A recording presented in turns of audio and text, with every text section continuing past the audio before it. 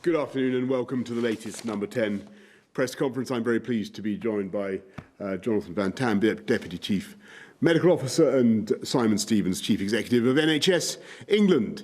It is almost a year since humanity has been tormented by COVID. Across the world, economic output has plummeted and 1.5 million people have died. All the time, we've been waiting and hoping for the day when the searchlights of science would pick out our invisible enemy and give us the power to stop that enemy from making us ill. And now the scientists have done it, and they've used the virus itself to perform a kind of biological jiu-jitsu to turn the virus on itself in the form of a vaccine, and an idea that I think was pioneered in this country by Edward Jenner in 1796.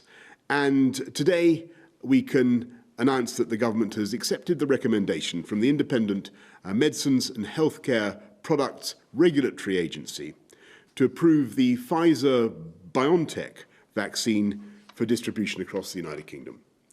After months of clinical trials involving thousands of people to ensure that the vaccine meets the strictest internationally recognised standards of safety, quality and effectiveness. Thanks to the fantastic work of Kate Bingham and the Vaccines Task Force, we've purchased more than 350 million doses of 7 different vaccine candidates, and the UK was the first country in the world to pre-order supplies of this Pfizer vaccine, securing 40 million doses. Through our winter plan, the NHS has been preparing for the biggest programme of mass vaccination in the history of the UK, and that's going to begin next week.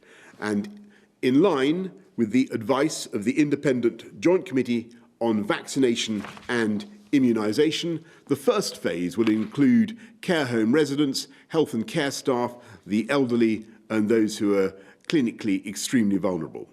But there are immense logistical challenges. The virus has got to be stored at minus 70 degrees. Each person needs 2 injections 3 weeks apart. So it will inevitably take some months before all the most vulnerable are protected, long, cold months. So it's all the more vital that as we celebrate this scientific achievement, we're not carried away with over-optimism or fall into the naive belief that the struggle is over. It's not. We've got to stick to our winter plan, a comprehensive programme to suppress the virus, protect the NHS and the vulnerable, keep education and the economy going, and use treatments, testing and vaccines to enable us to return to much closer to normal by the spring. Today, in England, we've ended national restrictions, opening up significant parts of the economy in doing so, but also replacing them with tough tiers to keep this virus down. And I know that those tiers will mean continued hardship for many, and it's going to continue to be tough for some sectors. But until the vaccine is deployed, our plan does rely on all of us continuing to make sacrifices to protect those we love. So please, please continue to follow the rules where you live. Remember, hands, face, space, and if you live in a Tier 3 area where community testing will be made available, please take part in that community testing. Together, these steps are, for now, the surest way to protect yourselves and those you love. And by reducing the transmission of the virus, help de-escalate your area to a lower level of restrictions as vaccines and testing, as I say, take an ever larger share of the burden.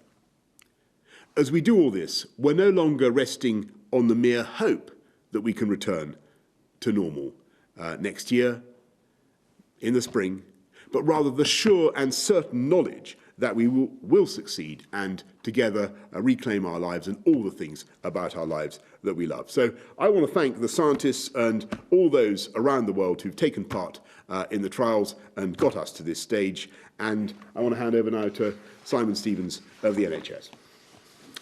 Thank you, and good afternoon. Obviously, as the Prime Minister says, today is a news bringing great optimism. We have a vaccine that has been independently shown to be both safe and effective, but I suspect that what people want are practical answers to three questions. Who will be first in line? When will the vaccines be available? And how will we get it to you from the NHS? So taking those three questions in turn, first of all, in terms of who will be first in line, as the Prime Minister says, the independent medical experts, the Joint Committee on Vaccination and Immunisation, have clearly recommended that the NHS should make sure that the first people to be offered the vaccine are those at highest risk, together with the people who look after them. In practice, what that means is starting with the over 80s, who are at much higher risk of severe outcomes from coronavirus, as well as people in care homes, together with some of the frontline health and social care staff who are looking after them. And then as more vaccine becomes available, we will be, in the new year, extending that to many more people across the country in line with the JCVI recommendations. So that, in turn, helps answer the question when, in that although we are the first health service in the world to be able to get vaccinating, supplies from the manufacturer are phased. So the initial tranche in December is going to enable us to get started, but the bulk of this vaccination programme, either through this vaccine or hopefully others as well that will join it, will take place in the period January through to March or April for the at-risk population. The majority of the early vaccinations will, as I say, be for the over 80s and for care home residents.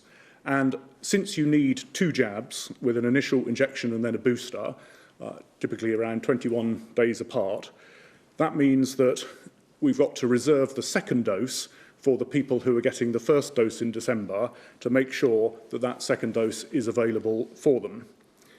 And it also means that the people who are getting the first dose in December will not have the full protection from the vaccine until they get the second dose in January, which emphasises the point that we need to continue to be extremely careful during December and into January, and then as the vaccination expands to the wider population.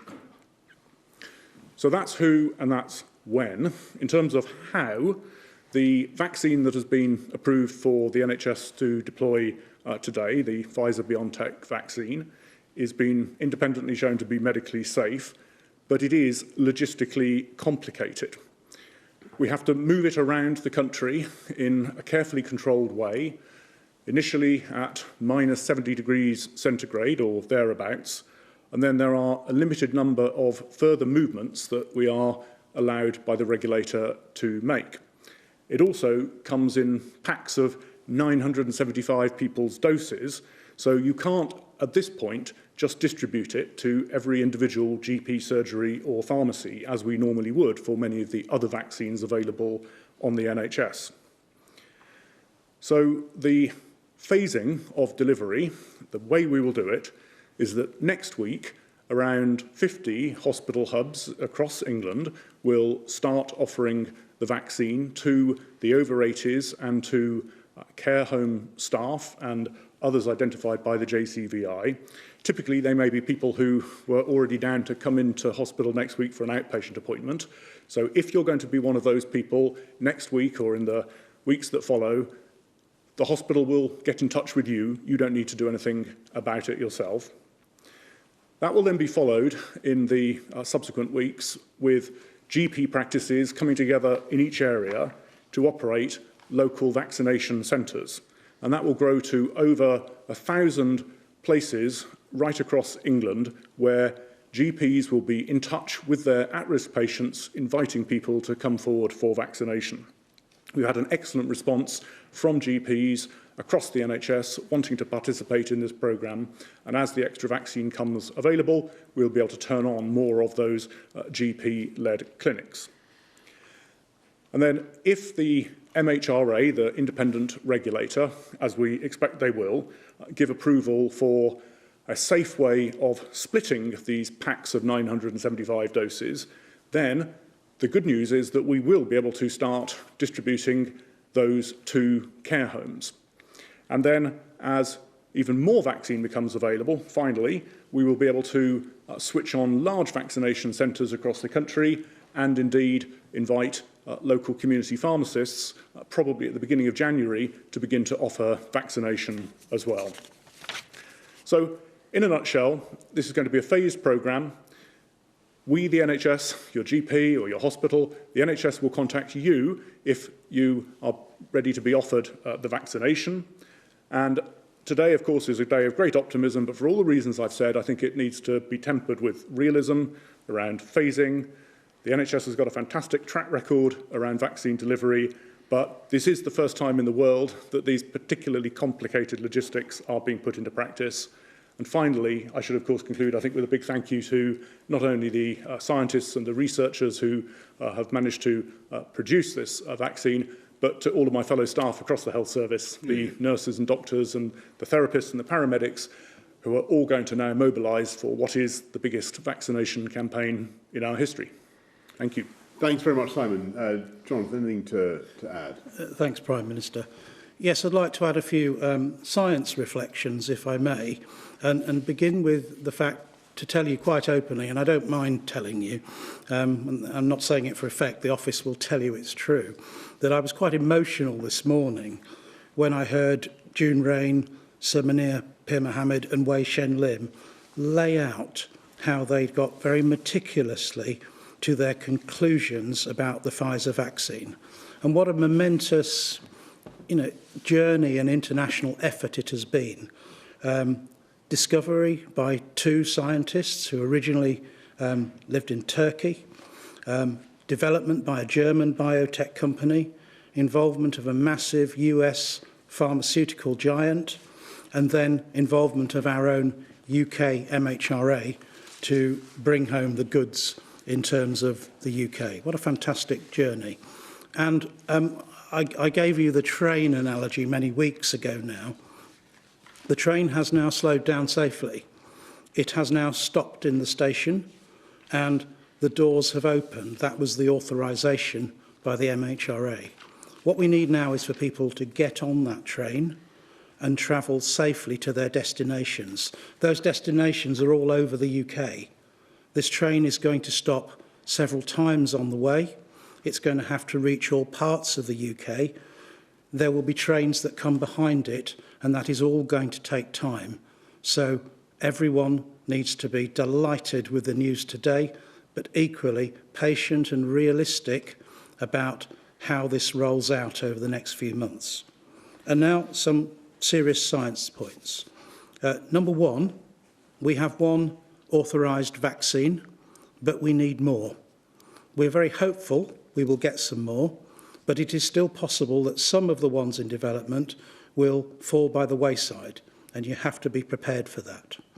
We then need assured supply, and that is a big and difficult ask for manufacturers, and it won't all come at once, and it may stop and start a bit at times. We just have to manage that as best we can as it happens. Number three, we need people to take it. This vaccine isn't going to help you if you don't take it. And you will need 2 doses of this vaccine and most of the others to have full protection. Watching others take it and hoping that this will then protect you isn't going to work necessarily. We don't know if this vaccine will prevent transmission or any of them. We have to wait for the science to tell us if it will prevent transmission, though we are very hopeful on that point.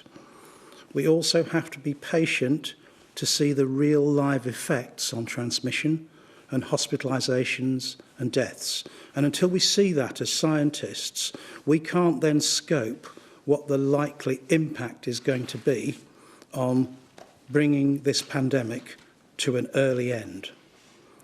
And rollout won't be instant. Already on the JCVI Phase 1 list, we have round about 30 million people who are going to be targeted at some point. And even if you gave me 60 million vaccines here in this corner now, in a freezer, of course, but if you gave me the 60 million, I couldn't, no system in the world could distribute those really, really quickly in a matter of a few days. So we have to be realistic about how long this is going to take. It's going to take months, not weeks.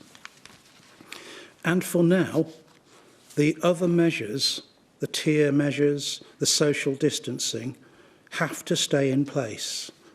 If we relax too soon, if we just kind of go, oh, the vaccine's here, let's abandon caution, all you're going to do is create a tidal wave of infections, and this vaccine's then got to work in a headwind to get back ahead of the game, and that will make it harder. And then the final point is that, look, you know, everyone wants social distancing to come to an end. We're fed up with it. Nobody wants lockdowns and to see the damage they do. But if you want that dream to come true as quickly as it can come true, then you have to take the vaccine when it's offered to you. Low uptake will almost certainly make restrictions last longer. And finally, please stick to the guidance until we say it is safe to stop. Thank you, Prime Minister. Thanks very much, Jonathan. Let's go to questions from the public. First, Dylan from Wandsworth. Thousands of Year 13 students, like myself, across the country have been held in suspense over the last few months over our A-levels. When does the government intend to provide certainty as to what is being planned for next summer? Right, Dylan, thank you very much. And first of all, I want to thank everybody who's been in school and the efforts that schools, teachers, pupils have gone to keep our schools going. That's been one of the prime objectives of the way we fought the pandemic here in this country, to make sure kids are in school. Dylan, we're going to be setting out some more tomorrow about exams, but let me just say that we want exams to go ahead. We think they're very important, but we'll also be setting out some ways in which we're going to help pupils to do them next summer, given the exceptional circumstances that the country finds itself in, and given that so many pupils have had their education disrupted by the pandemic. So we'll be setting out a lot more about that tomorrow. Let's go to Catherine from Queniborough. And I'm sorry, Catherine asks, which hospitality tier restrictions remain in place over the Christmas relaxation? Will families be able to socialise in pubs and restaurants, or just in their houses? And I'm sorry to say, Catherine, that we've got to stick with the guidance that we've set out, the tiering system throughout the Christmas period, as Simon was just saying, and Jonathan as well. It would be a really fatal mistake now to respond to this good news by letting the virus run riot again, letting it get out of control by too much transmission over Christmas. And so that's why we've got to stick very tightly to the tiering that we've set out. Let's go to questions from the media. Fergus Walsh, BBC. Prime Minister, now we have a vaccine. How important is this moment? Well, Fergus, this is a huge moment, and as JVT, as Jonathan Van-Tam was just saying, it's also a very moving thing, and I'm really lost in admiration for science and the ability of scientists to solve human problems in the way that they can. And this is not easy. I mean, bear in mind, we've got a vaccine now for COVID that really works. There's no question that it works.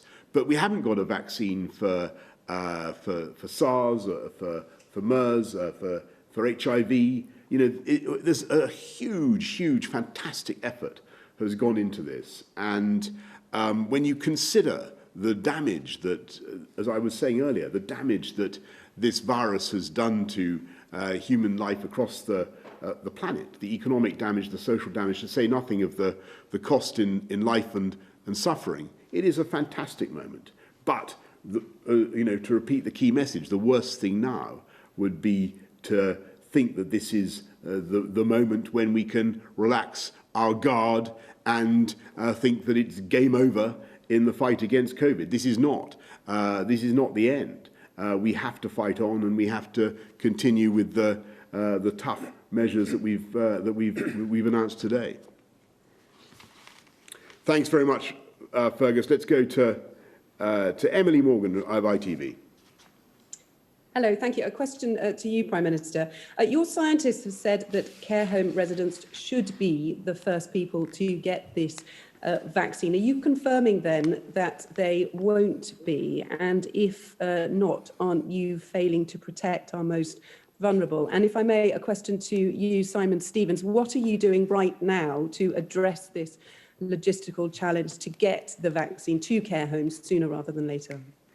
Well, I think I'll ask Simon to correct me if I've got this wrong, but you're quite right. The issue is, of course we want to get it into care homes to protect the most vulnerable as fast as we possibly can. The Joint Committee on Vaccination and Immunisation has rightly said that care home residents must be a priority. The difficulty is in distributing the cases to care homes. Each case has 975 vaccines in it, and obviously you want to avoid wastage, and the difficulty is that the MHRA has not yet authorised the people who would be transporting the vaccine to the care homes to be able to effect the division themselves. I know it sounds complicated, Emily, but that's because this vaccine, and JVT also, Jonathan may want to come back on this,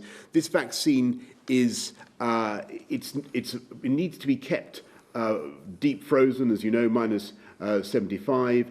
There is a risk that if it is allowed to degenerate by being improperly handled, it simply won't work. So the rules around the transport of this vaccine are extremely important. And to get to your point about speeding this up and making sure we get it into care homes as soon as possible, we're expecting to hear more soon from the MHRA about how that can happen. But I think it would be fair to say that we certainly want to be putting it into the groups that Simon talked about just now: care home residents, care workers, NHS, and above all, those above 80 who are the most vulnerable. Our objective must be to use the vaccine stocks that we have to protect those who are most likely not just to fall ill, but to succumb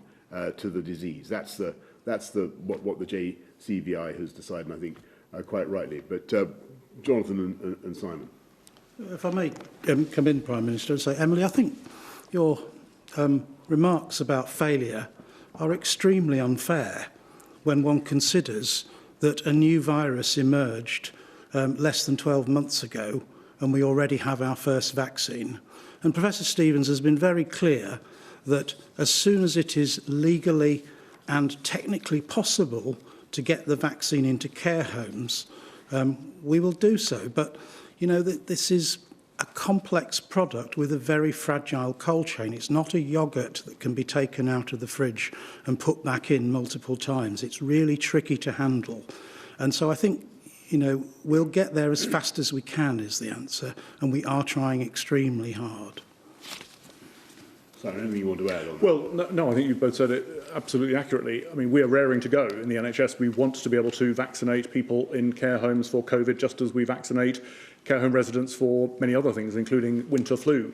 Just as soon as we have the regulatory sign-off that we can do that, we can get the jabs to the care homes so that the GPs and the nurses can then arrive and give those care home residents that COVID vaccination, we will do that. And we, at this point, with a fair wind, fully expect that that will be in the first tranche of priorities for vaccination during this month. Thanks very much. Thanks, Emily. Let's go to Beth Rigby of Sky News. Thank you, Prime Minister. We've got two big events today, celebrations about the vaccine, but also unhappiness about the tier system. You've told MPs that current restrictions will expire on February the 3rd. But given that you also said in your COVID winter plan that January and February are traditionally the hardest months for the NHS, the depths of winter, when our hospital wards are under the greatest pressure, should we all still prepare for restrictions to run through to April? And if I may, to Professor Van-Tam, 1 in 5 Britons have said in a just released YouGov poll they're not confident about this vaccine. How worried are you that people won't take it?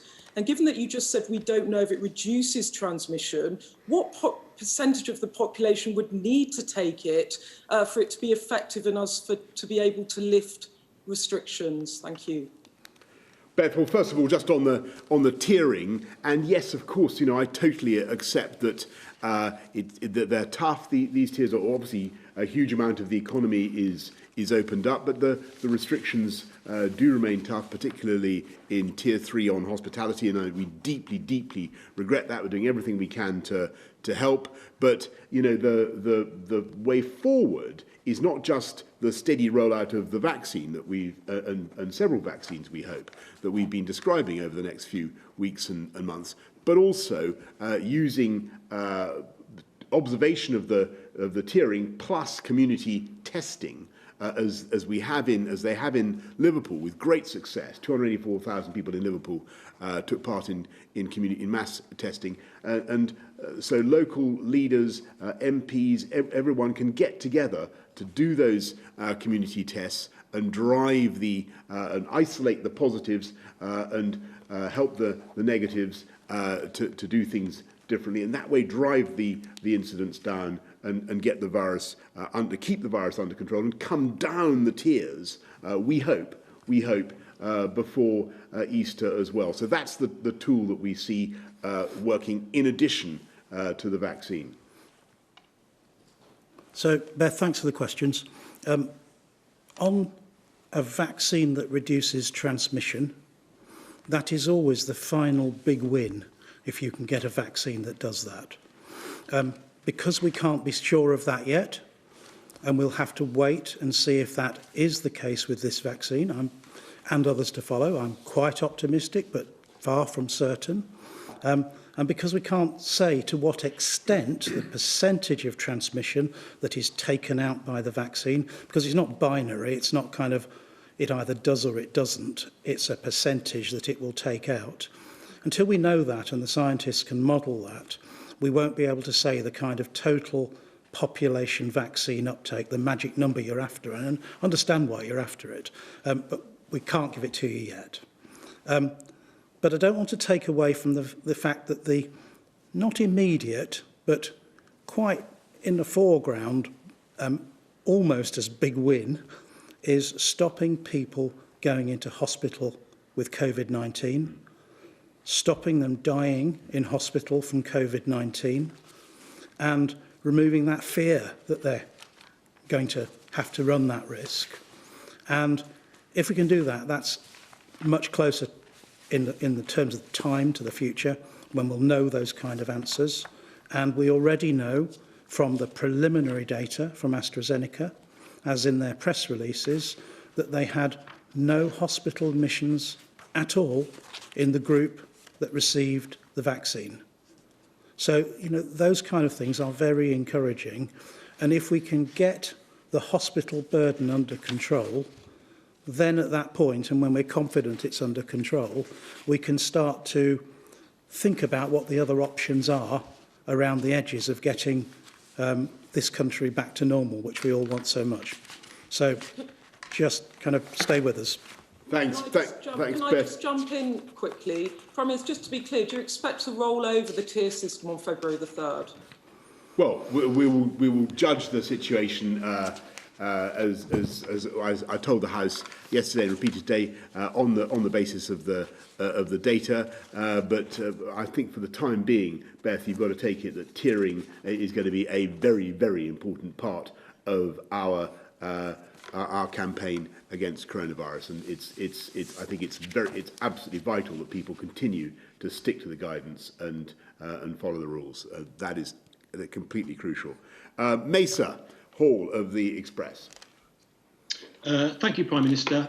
If I could ask the medical experts, first of all, as the vaccine is rolled out and we progress through the priority list, At what stage would you feel it'd be right to lift the majority of the restrictions? Is it a matter of inoculating people in the 70s, 80s who are most at risk, or would you want to see a much greater proportion of the population vaccinated? And Prime Minister, this vaccine has been approved in the UK faster than in EU countries. Is that because we've left the EU? Should we see this as our first Brexit bonus, our first big Brexit bonus? And on the subject of Brexit, the EU is saying that there's now less than 72 hours left to cut a deal. How confident are you that we can get a deal in that time? So maybe on the first question, and I'm sure JVG wants to come in as well. The goal of the vaccination programme, just like for coronavirus, just like for anything else, is firstly to protect vulnerable individuals. And so the list that, given unfortunately coronavirus strikes very unequally in terms of its impact, and you are at far greater risk if you're over 80 than if you're in your 30s and so forth. That's why it's a graduated list of the most vulnerable people. That will help protect them.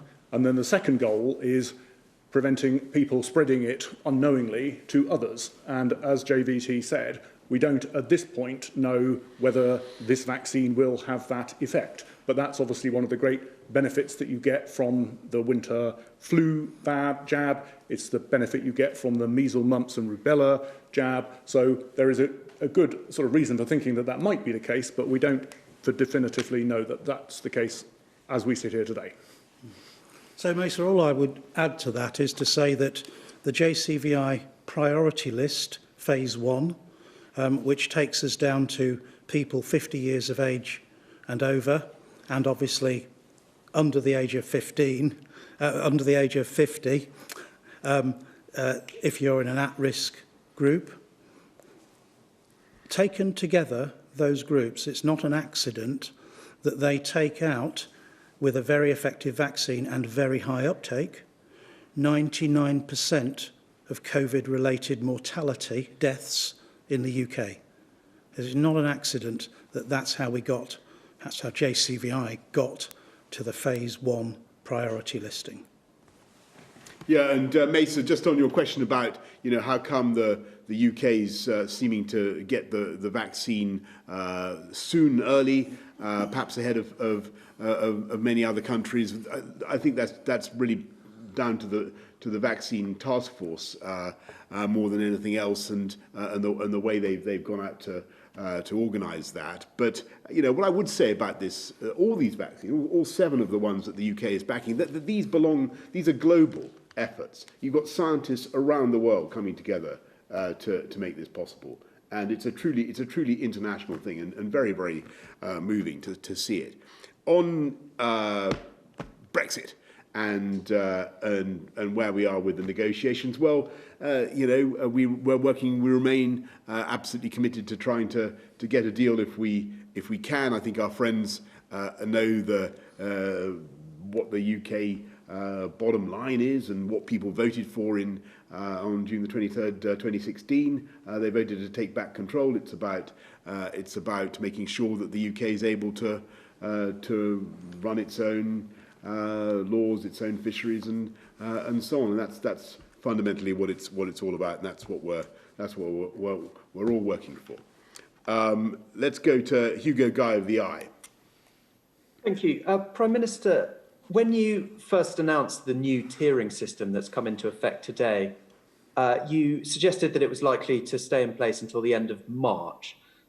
Given the good news on vaccines recently, is there a chance that that date could change and that the current COVID restrictions could be ended early? And Professor Van-Tam, can I ask, there's been a lot of attention on the precise details of the COVID rules recently, but perhaps less attention on the broader principles of how people can protect themselves against COVID and how COVID's transmitted.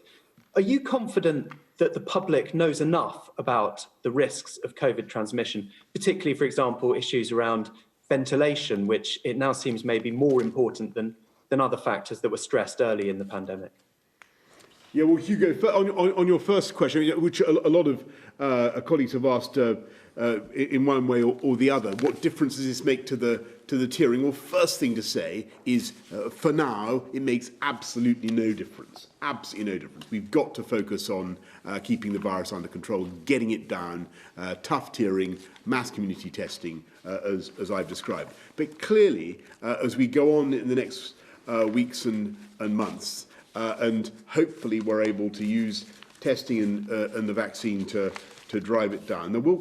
I suppose there will come a moment when as the graph of people fed up with graphs, but if you imagine the graph of immunised, vaccinated, inoculated people going up one way, then there will come a moment when we're able, obviously, to start to relax the non-pharmaceutical interventions, all the things that drive us, that are so difficult. We'll be able steadily, we hope, to take those off, just as community testing we hope will allow areas to come down the tiering scales. But we're not there yet, Hugo, and I've got to stress that. This is theoretical. We've got to wait and see how fast we can vaccinate people. It's weeks, months of work to go before we're in that situation. Alas, but thank goodness we now have a vaccine to work with. So thank you, Hugo. On the point about ventilation, I think you make a very good point indeed. And it's not just because I have some Far Eastern origins. I'm a great admirer of the Japanese system of looking for risk for transmission of COVID, the 3 Cs, to which I add myself, D and V. The first C, look for closed spaces, often ones with low ventilation. They are risk areas. The second C, look for situations where there's going to be crowding or where you can't avoid crowding. The third C, look for situations where close contact, particularly indoors, is likely to happen. And then finally, on top of all that, think about how long you're going to be in those situations, D, duration. And then finally, on top of that, think V, volume. How loud and noisy is it going to be with people shouting, with raised voices, singing, etc., in those kind of closed, low ventilation spaces? These are all recipes for transmission. I hope that helps. Thanks very much, Hugo. Let's go to Harry Cole. Lastly, Harry Cole of The Sun. Thank you, Prime Minister. A question for Professor Van-Tam. I know you can't give us a magical number of how many people will need to be vaccinated before we can begin to lift some measures, but can you envisage a world, perhaps in the winter, a new normal where masks and hand sanitizer just become part of everyday life? And Prime Minister, I don't think I heard you give a direct answer to Mace's question there. Is this a Brexit bonus? Have we beaten the world to this because we're free from Brussels? And are you concerned that 70 of your MPs were unable to back you last night? And aren't you staring at a defeat in February? Or what are you going to do to win over your own party on your tier system, given they're in open mutiny? Well, JVT, do you want to go first? Yeah, thank you. Thank you, Prime Minister. So, Harry, to your question, I'll answer it in kind of 3 chunks, if I may. Number 1, I don't think we're going to eradicate coronavirus ever. I think it's going to be with humankind forever.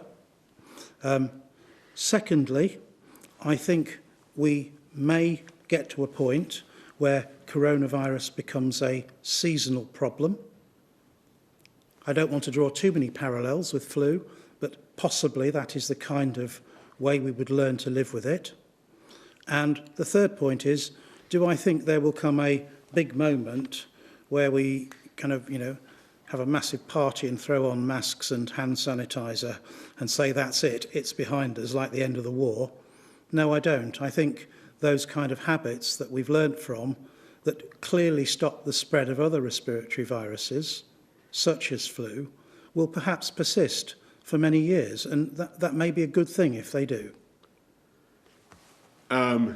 Yes, it may be a good thing, or on the other hand, we may want to get back to life as pretty much close to normal. But anyway, I have high hopes that that eventually the vaccine will make a very, very significant difference to the way we live our lives. But Harry, on your point about why we're lucky enough to be in the position on vaccines, again, I'm going to exercise a self-denying audience my fabled diplomacy and tact, and just say I think that this is something that has been we've been working on. The NHS has been working on for a long time. The vaccine task force, many people have been working on this very hard for a long time. I pay tribute to all of them. And as for what might happen in future decisions of the House of Commons on where we should go in the tiers, I totally understand people's frustrations with the tiering system. I understand people who feel frustrated because they feel they're in the wrong tier. They've been attracted into a too high a tier by proximity to some neighbourhood that has higher incidence of infection. I know how people feel about it. It's incredibly frustrating. What we are going to do, and I said this many times today and yesterday, we're going to make sure that we are as local and as sensitive as we can possibly be to local achievement and local incidence of the disease. But don't forget, the thing I keep saying is that there is this opportunity with mass community testing for people to acquire agency in this and to get a test, squeeze the disease, kick COVID out even before the vaccine comes. So Harry, I'd like to come back because I do like to be challenged when I have perhaps not made myself clear, and the Prime Minister has picked me up on this occasion, and it's quite all right in public. I didn't mean to challenge you. No, but it's quite all right because it gives me a chance to clarify what I mean here. I do not think the government will continue to have to recommend social distancing, masks and hand sanitizer forever and a day. I hope we will get back to a much more normal world. But the point I was trying to make was, do I think possibly some of those personal habits for some people will persist longer and perhaps become enduring for some people? Yes, I think that's possible. As in the Far East? Yes. Yeah. Well, who knows? Who knows? Thank you very much, everybody. That concludes the session for today. Thanks, Harry.